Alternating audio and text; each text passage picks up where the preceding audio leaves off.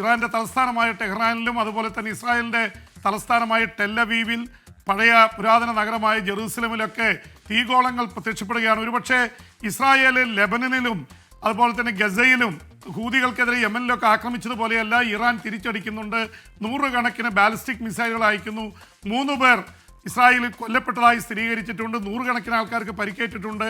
അതുകൊണ്ടായിരിക്കണം ഇസ്രായേലിൻ്റെ പ്രതിരോധ മന്ത്രി ഇസ്രായേൽ കട്സ് പറഞ്ഞിരിക്കുന്നത്, ഇനിയും ഞങ്ങൾക്ക് നേരെ മിസൈൽ അയച്ചാൽ അവിടെ ടെഹ്റാൻ കത്തും എന്നുള്ള രീതിയിൽ.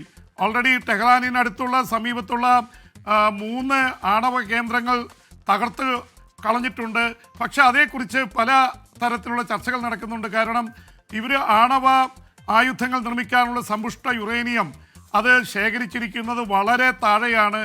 ഈ മറ്റേ ബസ്റ്റർ ബോംബുകൾ ഉപയോഗിച്ച് ഇത് തകർത്താൽ മാത്രമേ അത് സാധിക്കുള്ളൂ. അത് അങ്ങനെയുള്ള വളരെ പിയേഴ്സ് ചെയ്ത് പോകുന്ന ബോംബുകൾ അമേരിക്കയുടെ കയ്യിലുള്ളൂ. അപ്പോൾ അമേരിക്ക രംഗത്ത് വന്നില്ലെങ്കിൽ ഈ ആണവായുധങ്ങൾ ആണവ താവളങ്ങൾ തകർത്തു എന്നുള്ളതിന് വലിയ രീതിയിലുള്ള അവകാശവാദങ്ങൾ ഉന്നയിക്കാൻ സാധിക്കില്ല.